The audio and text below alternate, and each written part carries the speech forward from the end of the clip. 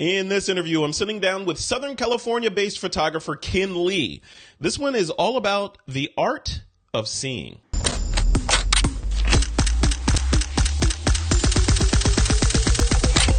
This is TWiP. Okay, I'm really excited to get into this interview. This one is a little bit different from many of the interviews that I conduct where we're talking about technique and gear and all that stuff. This one is more about psychology, and specifically the psychology behind the art of seeing. Ken Lee, Southern California-based photographer, is here to tell us about his perspective when it comes to the art of seeing. Ken Lee, welcome to This Week in Photo. Thanks, Frederick. Really glad to be here. So, Ken, before we dive into the art of seeing, let's talk a little bit about you. You're down in Southern California, correct? Yeah, I'm currently based in LA right now. I used to be in Colorado for a number of years, and but actually started out in LA and kind of have wound up back here. I fell in love with photography right after I got my first camera in high school as a birthday gift, and I went to regular college, and photography was not on the career track, but just kept pulling at me, and I eventually ended up dropping out, much to my parents' delight, and ended up at Brooks Institute in Santa Barbara, which I know you're familiar with. So yeah, I went there. Fortunately, they didn't require any type of portfolio or anything like that. They kind of they kind of preferred having a blank slate, which is exactly what I was, because I was completely naive to everything about photography. At the time, I didn't know that cameras other than 35 millimeter existed. Yeah. So when they told me to get a 4x5 camera, I said, "What is that?" And then the guy at the store said, "Oh, you mean a 4x5, right?" That's fantastic. Anyways, that was many years ago, and since then I've done commercial photography for a number of years. I got out of photography for a little while, and then got back into it. I opened up a gallery in Steamboat Springs, Colorado, and was selling prints and such there. And then now I'm mostly doing teaching. I'm doing photography workshops and seminars and things like that. So, Ken, in terms of the art of seeing, how did you get to the point in your sort of visual career where you see a little bit differently than, say, other photographers? Sure. I guess just before I get into that, I'll just mention that, I believe that there's, photography definitely has both craft and creative aspects, and I don't think anybody will argue that. Right. But out there today, and definitely on the craft side, the equipment, particularly in the last, decade or so, has just, taken us to places that we, could have never imagined, and given us all these amazing capabilities. And, I'm a gear junkie and love to nerd out on equipment and Photoshop techniques just as much as the next person. Sure.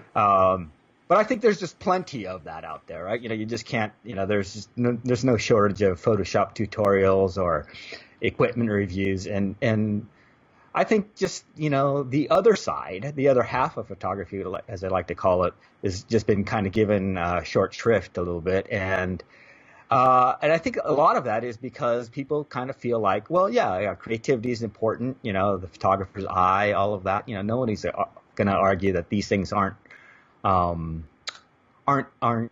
important in photography. But I think the attitude is kind of like, okay, well, yeah, it's important, but, what are you going to do about it? It's kind of like you have it or you don't, or, maybe at best it's just something that just comes, slowly with time.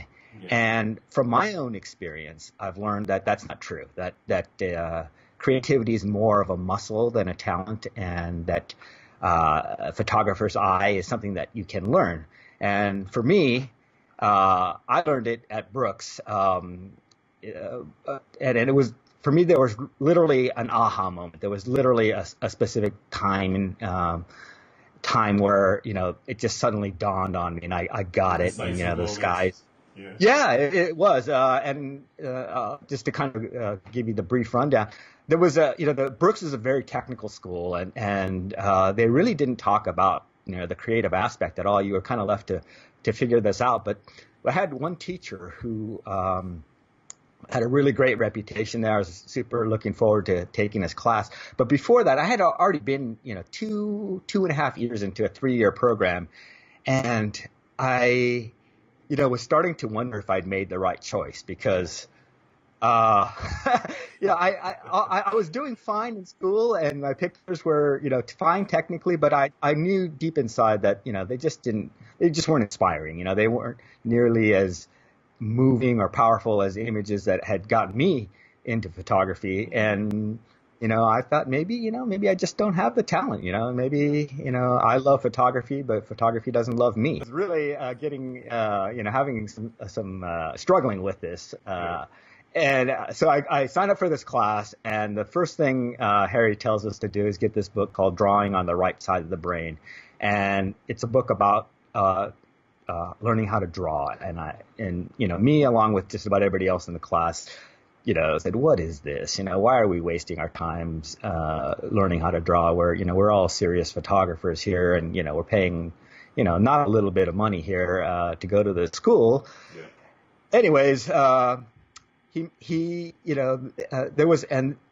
made us get this book, and he knew that if he assigned the assignments out of the book, the exercises as homework, then, most of us probably would just blow it off or do it at the last minute or, scribble something down in a couple of minutes.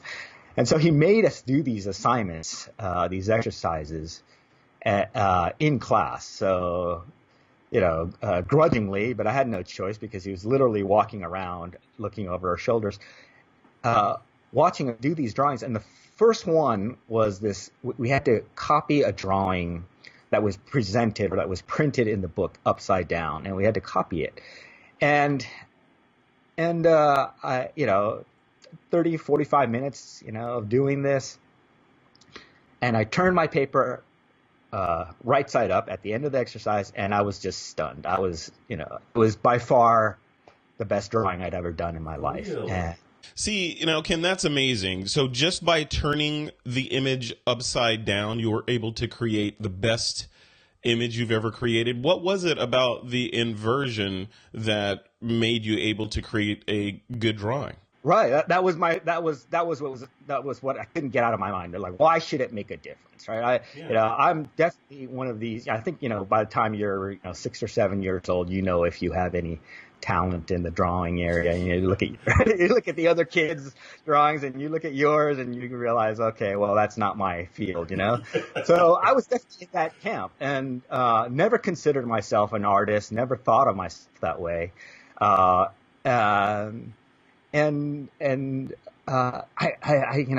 I couldn't get it out of my mind. Why should it make such a difference if I draw something upside down versus right side up? And so you go on to, read more of this book. It's Betty Edwards is the author, and she goes on to explain. She goes on to explain that there are literally two ways of seeing and processing information. And she noticed that as an art teacher, that the people who struggled with drawing, it wasn't so much an issue of talent or skills that had to be taught from drawing skills, shading and, how to hold your pencil and these kind of things. But it had to do with the way that the students were seeing the object or the thing that they were drawing. Yeah. And so, it's not a metaphorical. It's not a metaphor or an analogy. It's really more a physiological thing. And so at the time, this whole idea of left brain and right brain, that research was just starting to emerge. So she called the two ways of seeing. She called it L mode for left brain mode and R mode for right brain mode. And her premise is that the certain tasks. Drawing and photography as well, for that matter, are you need to be in right brain mode at least at certain portions of that process. Mm-hmm. And what happens is left brain likes to hijack the process. It says, you put your eye to the camera and left brain says, oh, I know what to do here. It's, let's see, we need to set the ISO at, 100, and we're going to, I think I want to go with a shallow depth of field. So I'm going to go f2.8, and I need this kind of shutter speed, and blah, blah, blah, blah, blah. And, it's going through all these things, and it's got this idea of what it wants to create in its head, but you're not actually seeing what's really there in front of you. And, in a nutshell, left brain, sucks at design. Yeah. And right brain is the side that doesn't deal with words, that processes images. Okay, Ken, so if you're saying on the left side, that's obviously we know that's technical, and the right side is creative. Photography is both, right? So when we look at these things that we use every day, they're supercomputers, and they demand that we use both sides of our brain. Technical to operate the bells and whistles and the science that is photography. And then the right side is looking through the viewfinder and figuring out what it is that we want to shoot, and how do we make that aesthetically pleasing? How do you reconcile that, the merging of the left and right brains when it comes to creating a decent image? I say that I'd like to take a whole brain approach to photography, Cool. meaning that there are craft and creative aspects of photography. And it's a matter, the trick is to use the right tool for the job. Yeah. And the job, if you say the job is photography, but if you break down the process, if you break down, you have this idea of what you want to create, and then there's things like exposure and depth of field and, equipment choices, lens choices, things like that. That's more or less left brain activity. Okay. And you need that. And people that don't learn that are highly creative, but they don't learn that aspect of it, they struggle because they can't execute the vision, right? Or when they do, it's an accident and they can't reproduce it, But on the other hand, when it comes to like the moment of composition, or even before, of like deciding this is a picture, this is a good picture, this will translate well as a photograph, this is expressive, or the arrangement of these objects works, somehow it just seems to fit. I know another guest of yours, David Duchemin, likes to use the term visual balance, and I think that's a great term. Yeah, I mean, it's probably the closest I can get in words to explaining what I'm talking about. But one question I like to ask people is, have you ever noticed that we instantly recognize good pictures? Right. And we all knew what a good picture was, way before we learned the first thing about how to make a picture. Right. Mm-hmm. So there's something instinctive, and these things are, modified, or, they're, culture and upbringing and personality, all of these things, come into play. But at the core of it, I think there is a side of us, and this right brain side, for lack of a better term, that is kind of a natural designer. It knows what works, or there's a sense, it understands, it speaks the visual language. Mm-hmm. Whereas the other side, the analytical side of our brain speaks the verbal language, and it uses words, and it uses, words primarily to convey, and logic to make it sense out of the world.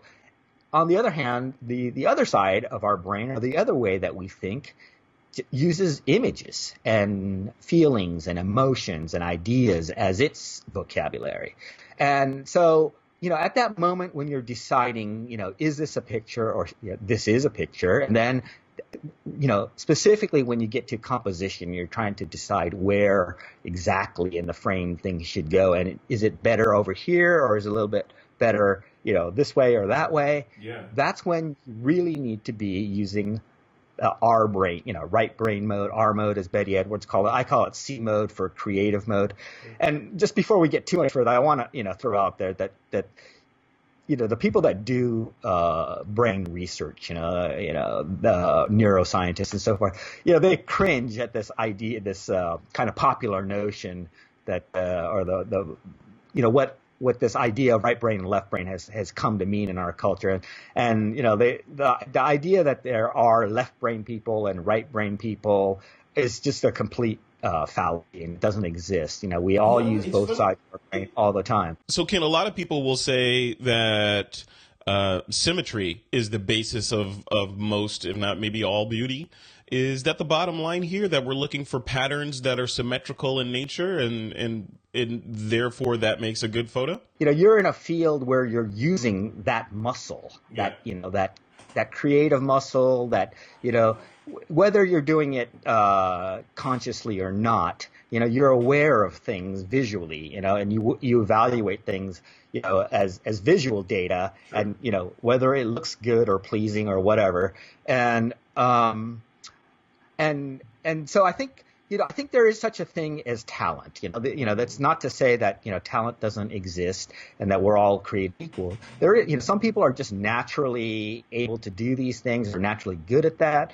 There's lots of people, I'm sure we probably all have friends that, that aren't trained photographers or anything, but, you hand them your iPhone and they'll go walk off and take some pictures, and you're like, wow, that's amazing, and, they see things, right? They see things where others don't really see anything. And so, but I think we all have this innate capability, or we have this kind of basic, side of us. It's not something that we either have or we don't.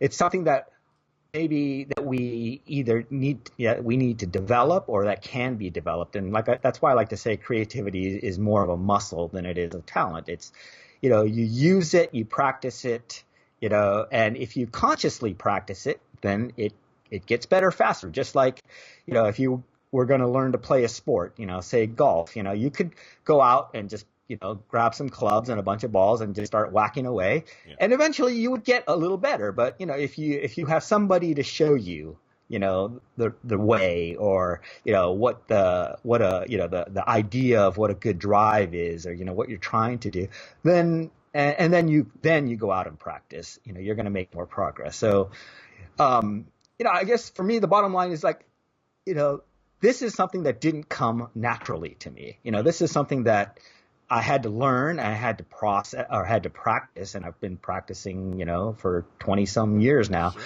And, from my own experience, I know that it's something that can be learned, and it's something that gets better with practice. And the more you do it, the easier it becomes. And the more kind of the easier it is to kind of make that switch, or to be aware of, okay, I'm not in the right mode, literally. I'm trying to think this too much. And, left brain, likes it to create its concepts of things, but it's based on, ideas that are not necessarily there in the real world. Yeah.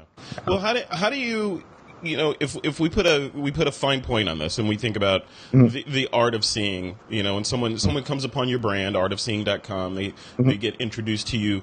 What's your first move in terms of how do you, your elevator pitch, if you were, about the art of seeing? You got 30 seconds to explain what the art of seeing is to someone. What do you say? All right. Well, kind of just a summary of what we've already talked about is that the main point, I think, is number one is to learn that this exists, that there are these, two, I think, it's kind of an aha moment. It was for me, is to learn that there are literally two ways to see. Yeah. And once you know that, then the trick is, or the task is, how do I use the right tool at the right time? And then how do I, make that tool better and stronger and more effective, right? So that's what art of seeing is all about. Is about teaching people that, this is the way that we're built. This is the way that our brains and our eyes work. Yeah. And then, okay, here are things you can do to consciously develop that muscle, And so, for instance, the reason that, I was able to draw better upside down, or copy a drawing better upside down, is because when it's upside down, I couldn't use these stored concepts I have of what a head is, or nose, and so, if that thing was turned right side up, without even thinking about it, I would have automatically drawn an oval for the face, and something like a triangle for the nose, and something like almonds for the eyes. And because everybody knows that a nose is like a triangle and all faces are oval, but that's not true when it comes to drawing or photography. It's the slightest movement of their head, the change of light and shadow, for us, lens perspective, where we stand relative to the subject, that changes, the slightest shift in any of these variables changes everything, and everything, the eyes are not necessarily the same size depending on, what angle you're looking at them from, and if there's perspective involved. So,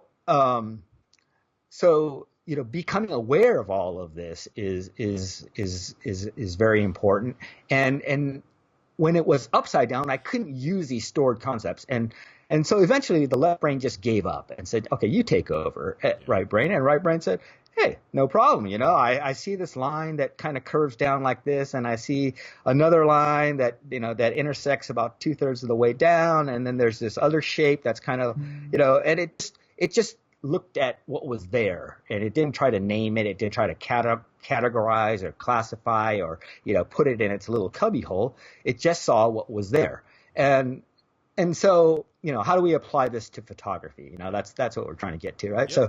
So, there are many, it comes down to trickery, it comes down to tricking your brain into, tricking the left brain into kind of giving up and saying, okay, I can't do this. You take over. So, to get to a concrete example, one thing that I tell people to do, and I don't know how many people actually try this, but so when I'm shooting landscapes, for instance, I typically will compose out of focus. Okay. So I was going to ask you about that. Thank you for bringing that up. I was going to ask you. I learned that in school to blur your eyes. Right. To go. Yeah. Like, my teachers used to tell me, okay, if you want to imagine what the scene will look like in black and white, then squint your eyes. Right. Mm-hmm. And then it will kind of reduce it just down to contrast and shapes. That has to do with rods and cones and all of that. You start to lose detail. Okay. And so I like to say, what needs to happen is you need to start seeing the forest and not the trees, when it comes to composition, right? Because, when I like to use live view and a tripod for landscape. So I turn on live view. I intentionally throw the lens out of focus. And then I start, moving things around, moving the camera around, maybe zooming in, zooming out, or moving position. And I'm looking there, and I'm not like trying to say, okay, that tree and this thing. I'm just looking at kind of like the overall picture and what feels right. Yeah, these blobs of color and light and shadow, and it's like, okay, somehow this arrangement feels right. This arrangement feels, coherent and balanced, and inevitably that will be your best composition, or that will be a good composition. Same thing when you're editing. Like I know people like to immediately, they stick their card in to their computer, download to Lightroom, and I see a lot of people immediately jump into that, they hit E, right? And you get the thing, full size, you get the single image, full size, and then they start scrolling. And I tell people, no, don't do that. Look at them as thumbnails, okay? Look at the page of thumbnails and just don't try to even look too carefully at it. Just kind of scan, with your eyes. And the ones that jump out at you at that level, are the ones most of the time, those are going to be your strongest compositions. Sure. When it comes to, faces and expressions and micro expressions, there are times when, things, you're not going to see those kind of things, at a small size. And, you need to zoom in and make those calls. But, for the majority of things, whether it works as a picture, you need to trust that first instinct, because as I said, we instantly judge pictures, right? I mean, how fast does it take us to scroll through, our Instagram feed and get caught up, right? Yeah. And we're looking at these things for a fraction of a second, literally, and we've already decided whether, we're going to pause and take a look, or just nothing, right? And we're built this way, and that side of our brain is the side that's its purpose, is to process visual information. And also, that is how everybody else is going to look at your photo, okay? And because once you start, once you let it go past that initial gut reaction, then your other side of your brain jumps in and starts justifying why you took that picture and what you were trying to do and blah, blah, blah. And you don't get to be there to explain your photos to other people. By the time you get the second word out, or even before, they already have made their decision, right? And if they tell you it's good afterwards, they're just being polite. They're, How do you can and I want to get into some practical ways that people can go out today and start using this technique and seeing a little bit differently. But let's flip it on its head, right? So when you're out and about or not out and about, or you are looking at other people's photography, whether it be a physical print in a gallery or in a magazine or Instagram or Facebook, whatever. How do you consume? Do you use these art of seeing techniques when you're looking at other people's work to sort of grok what that work looks like, or is it just I'm just? I think it's just something that automatically happens. I think it's just you can't help it. It's you look at a picture and before you've had a chance to even think a word about it in your head, you've already decided. Yeah, right? Yep. And we all, if we, kind of analyze the process, we all know that's how it works, right? Yeah. I mean, you can sit there and, sometimes, you do this in museums, right? You're supposed to like this, right? This is acknowledged as a why masterpiece. You're supposed to like it, right? Yeah, it's a masterpiece, but, it doesn't do a thing for me, right? And so then left brain jumps in and, starts justifying things and say, oh, it's this lighting and the brush strokes and the choice of color. You're trying to talk yourself into it at that point. There is this side that just immediately processes that image as a whole, and it knows whether it works or it doesn't, And like I said, there are things like culture and upbringing and your own personality. All of these things do come into play. But at some deeper level, there is this. I think we all have this kind of inherent sense of design, and so what's beautiful and what's not beautiful. It's not what's beautiful, what's not beautiful, and I think there's a lot of commonality about that, in the world. If you show people, a group of random photos that are, say, just, snapshots by people on the street versus, say, more intentionally shot photos that by, professionals or by, people that do this a lot. Yeah.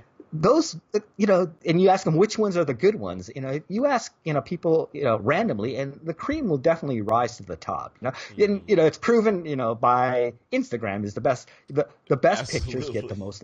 Well, let's talk about that a little bit. So just the idea of what is beautiful and how do we, kind of at a biological level, how do we determine what beautiful is? We talked a little bit about symmetry and how that is one factor that contributes to us perceiving something as beautiful or not beautiful. But if you look at nature, there's certain things in nature that we see that we say, yeah, that's beautiful. And we look at other things that nature produced and say that's ugly. Like a flower, we'll say a flower is beautiful, but we'll look at a spider and say that's ugly, or an earthworm or something like that. We'll say that they're still created by nature and they have symmetry and repeating patterns and all that stuff, but one is pretty and what isn't. You have any ideas on why that is? Well, I think this idea of trying to put it into words is a little bit of a mistake. Sure. It's like you're trying to use the wrong tool for and that is what our logical side wants to do. It wants to name and categorize, and it wants to be able to have very clear set of rules. Like, okay, if it's symmetrical, if we could say that things that are symmetrical are beautiful, things that are this shade of gray or that shade of, or these color combinations, then, it's very, we've got nice little compartments, right? And we've got nice rules. But that's my point, is that we have that side of our brain, but we also have this other side that doesn't operate by those rules. And, it's the side that sees the forest, rather than the trees, right? And it sees the big picture and it grasps the whole of it. And so, I don't think I think, let the brain scientists figure this out, Right. Yeah. We and, shouldn't have and, to get into and that the, minutia as yeah, the photographers, right? reasons, and yeah, they're going to try it. And no matter what, I think the language is limiting. Sure. They're going to say, okay, yeah, symmetry is one thing. And, that's real easy. And, maybe they'll come up with certain color combinations and they'll say, oh, green is beautiful to us because it represents You're in my life, and head, blue is Kinley. water. How you how know, are you in my head? Because that was the next thing. I literally wrote that down: color combinations, and how they apply to beauty. For example, and yeah, I don't know if you get into this in your art of seeing talk that you do, but we and I guess this is evolutionary, right? We tend to think of red and those kind of bright colors as dangerous and bad because in hmm nature, if you see a red snake or an orange snake, you probably want to stay away from it, right? But right. green is typically thought of as good. It's foliage. Yeah. It's not going to hurt you for the most part unless it's poison ivy or Right. something. So Right. how do you talk about that? Color combinations in Yeah. terms of the art of seeing. Yeah. Well, okay. So, you know, these are explanations. These are theories, right? Yep, That yep. people have come up with. That they Yeah. say, okay, well, we have blue sky and green grass, and that represents, good weather and lots of foods, right? Hmm. So, that has come to mean beautiful to us, right? Yeah. But not everything that we see that's green and blue is beautiful, right? Right. Right. And it just it's nice. We want, our logical side wants to have these rules and wants to have these explanations, and they want to be able to reverse engineer things uh, and then be able to apply it to the next scene. Okay. Sure. Oh, okay. I need a bit of green. We'll get a green scarf on this girl. Because that'll make, and we'll dress her. We'll put her in a blue dress. Okay, Yeah. and then that'll make it beautiful, right? But it doesn't work that way. Yeah. That's the problem. And so I think it's just, unfortunately, I think it's the wrong way to try to like, I like to say you can't reverse engineer art. Yeah. Okay. Hmm. And, art is the thing that is inherently greater than the sum of its parts. So, music is not just a collection of notes, right? And, you can't go write great literature by counting the nouns and verbs in Shakespeare and then trying to, duplicate that. It doesn't work that way. Yeah. There's something else that comes when these elements, this particular set of elements, this particular image, this particular, combination of colors, light, shadow, size, so it's in the variables are infinite, But how do you get and that though? Ans- How do you get that and in well, your? Ans- Go ahead. so Ansel Adams said there are no rules for good photographs. Right. There are only good photographs, Yeah. right? And I think what he meant is that you can't try to, create these rules and then apply them. Okay, that's the wrong approach. Yeah. The right approach is to learn to use the right tool for the job and know that that tool already knows what is good and bad, right? Yeah. And Yeah. so get that thinking part out and saying, okay, oh, this should work because I've got my horizon on the third, and I've got this object that's in the foreground that's large and it's connecting to the lake in the background, and whatever. I'm going to use a polarizer to make the clouds stand out, and you're trying to reverse engineer things from rules that you've learned, and it just simply doesn't work. If the rule of thirds works. If you're reverse engineering and that doesn't work, for example, but in the beginning you were saying that you can. It's a muscle. Creativity is a muscle that you can exercise to make it stronger. So Yes. how do you reconcile that? And exercising that creative muscle versus this is not learnable. Help me understand that. Okay, so the thing that you're learning is not a technique. The thing that you're learning is how to make the left brain shut up, is what it comes down to, right? Yeah. And how to be more sensitive and understand and responsive and I guess, yeah, sensitive, I guess is a good word, to that other side of your brain, the other side of your mind that knows design, that knows this is good, because let's face it, like I said, you and everybody else is going to judge that picture later using that side, right? And they're going to do it they're going to do it in a fraction of a second before you've had a chance to explain it, or before anybody's had a chance to analyze whether this meets the rule of thirds, or if there's a leading line, or if it's got the right, opposite parts of the color wheel in it. Nobody thinks like that, right? Nobody looks at a photo and says, oh yeah, I see that, they put that horizon on the third, and they've got this object over here, and, these colors, and therefore it's good. Unless you're another photographer in the same genre, right? Another photographer may look at the work and say, they're going to look at it with the critical, oh, well, yeah, I wonder what camera they used and what lens was that to get that shallow depth of field. So they're going to look at it more, a photographer will look at it more technically, but abstracting those nerds out of it, the general population that's looking at your work, you're right. They're gonna look at it objectively and subjectively, right? Yeah, I mean, they're gonna do. Okay, so when I had my gallery, I always knew who the photographers were, because they were the ones that were standing, 6 inches in front of a 48-inch print, right? And they were staring at these little, things, But before they did that, they saw that picture, right? And then they thought, okay, I like this, that's amazing, or whatever, right? And then they wanted to know, oh, let's see the resolution, and let's see, whatever. If I can see, if I can see what he photoshopped or whatever, So that's another thing, I mean, that's, I think, like I said, I think craft is definitely, a big part of photography, but it's only half. And then there's the creative aspect, and we have plenty of resources now, about the craft side of things, right? I mean, it's just, you can't, we're drowning in it, right? Absolutely. YouTube, every day. Yeah. I mean, I can't, I'm bookmarking stuff left and right, because I don't have time to watch all these tutorials and I love to geek out on gear, as much as the next guy. And I think, I definitely appreciate what technology has given us. I think these are tools that are real. They really do help. They really do make pictures better.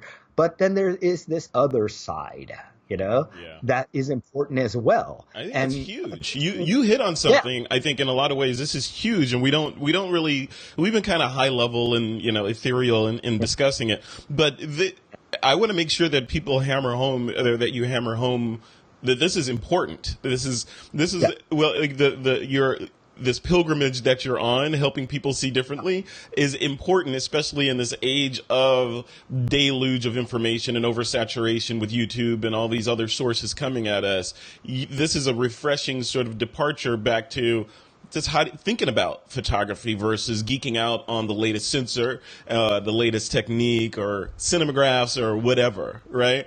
Right. So if I go out, just to sort of start wrapping it up, if I go out and I decide, hey, I got Ken sitting on my shoulder here, and I have my camera, I'm like, okay, I want to approach today's photography a little bit differently. What are your suggestions? Right. What should I do to keep you with me? That's why I talk about tricks and things like this, because this is the hard part, is that, if you've ever tried, say, meditation or something like that, right? And you say, okay, stop thinking, right? Well, that's a thought right there, right? Mm-hmm. And so, and when we think, we tend to think that if we don't have words in our head, that we're not thinking. Yeah. But there is another way of thinking that is nonverbal and non-language based.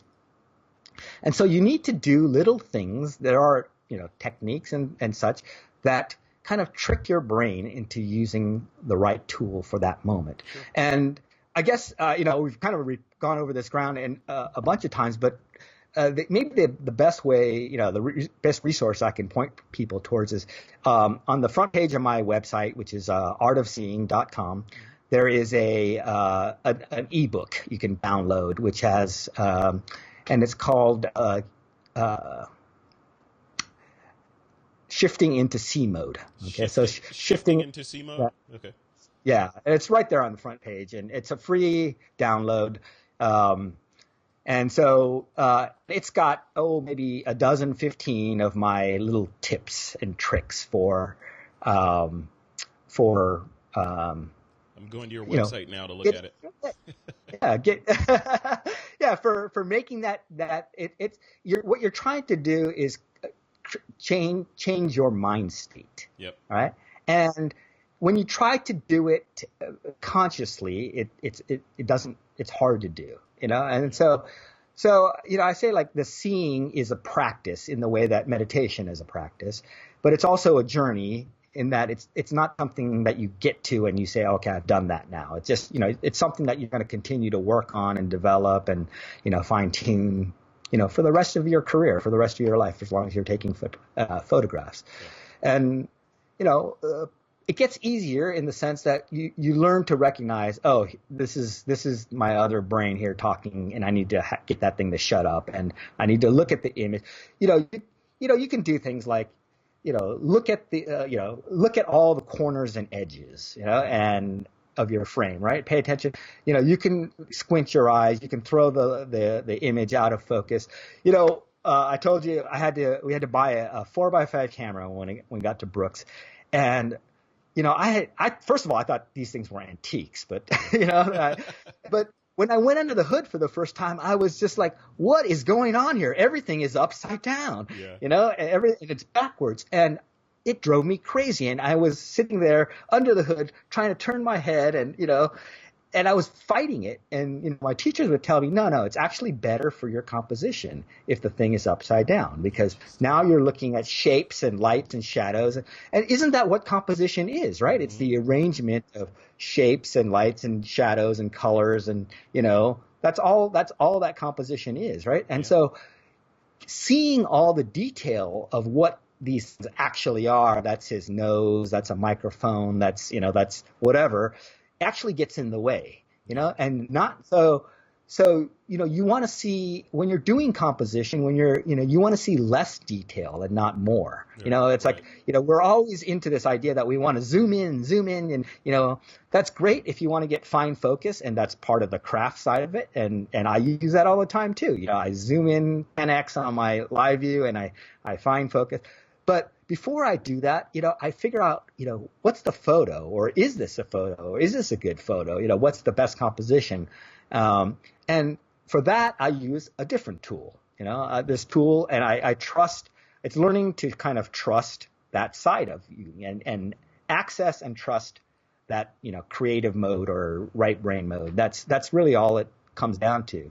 So, it's stuff that you already know inside, because, if somebody else were to show you that photo that you're just about to take, if somebody else took that and showed it to you, you wouldn't have a problem making a judgment whether it's a good photo or not. In fact, you do it automatically in a fraction of a second, right? Why can't you do it when you're in the field at the moment? Why is it different? But it is different, right? And what it is it's the mindset. It's what part of our brain that we're using at the moment. And so, if you composed it all and got it ready, and then somebody went and snapped it, okay, and then 2 days later they showed you this photo, before you even had time to recognize it as the one that you had set up, you would have already judged that photo, right? You would have already grasped the gestalt of it and made a decision whether it's interesting or not. And that's how everybody looks at photos. And so to understand that, and then to kind of work that process and learn to get make that mind shift and trust that side of us, and and you do it over and over. And it's, like I said, it's like meditating. The more that you do it, the easier that it gets, right? In the beginning, you can't go 2 seconds without a thought popping in your head. But with a little practice, you're able to do it. I need to practice that. That's a whole nother show that we'll get into, a whole nother interview. Well, let's talk about what's next for Ken Lee. So, like I mentioned at the beginning, that obviously your website. I've had your lower third up, so people can know where your website is. But you are doing talks. You do talks from time to time around the country. What else is going on? What's under the art of seeing brand? Yeah, so I go around giving this talk called Seeing 101 to photography groups and clubs and organizations and such. I also do photo workshops and tours. That's kind of that's the business aspect of it. I still sell prints and occasionally stock photography and things like that. But these days, what I mostly do is I say I like to take people to amazing locations and practice the art of seeing. So and when I'm there, inevitably a lot of the questions have to do with, well, what lens should I use? Of course. What f-stop should I? And how about back button autofocus? And and I'm happy to cover all of that. I'm like I said, I've got a geek mind at heart. So that's why we get along so well, man. Yeah, I get all that side of things. And it's important. But I also try to tell people, or teach people and work with them on looking at the image and, deciding, before you spend all this time with the settings and stuff, is it an image that's worth doing, putting, some investment into, right? Yeah. That's the big thing, because I have a slide in my presentation and it's a golden turd. Okay. And I say, so you can polish a turd, but what you get is a shiny turd, right? Right. And so, all of the Photoshop and, HDR and everything else that you can, filters and everything else that you throw at something, if it's not an image to begin with, that's what are you polishing? Yeah, no, I love it. I love it. That's great. So you are at not The Art of Seeing, it is artofseeing.com, correct? That's right. Yeah, artofseeing.com. Okay, and all of the places that you're going to be speaking and all that stuff are all listed on the site, I'm assuming? Mm-hmm. Yep. That's there is a tab or menu for speaking, and it's got a speaking schedule. If you're part of a group and you'd like to have me talk at for your group, I'd love to come out. Hopefully we can make that happen. And then I've got a number of tours, both domestically and abroad. I've got one coming up in Canada that maybe I could pitch as spirit bears. So these are white bears that are neither polar bears nor albinos, and they're only found in the rainforest of British Columbia in the very small areas. Yeah, so we're going out there in September, and that's an awesome wildlife expedition. That's so cool, man. Well, thank you so much for coming on. Artofseeing.com. Go grab that ebook. It's right there on the front page. I'm looking at it right now. So they can sign up, download that, and get a better idea of beyond this interview of what the art of seeing is. And then if people want to hire you to do a talk at their meetup or event or otherwise, they can connect to you at the top of the website, right? There's a way for them to there's contact forms and all that, so I'm easy to find, and everything is under artofseeing.com. Awesome. Kinley, thank you so much for coming on. I appreciate it. It's been fun. Thanks a lot. Okay. All right. See you soon. Take care. All right. Bye-bye.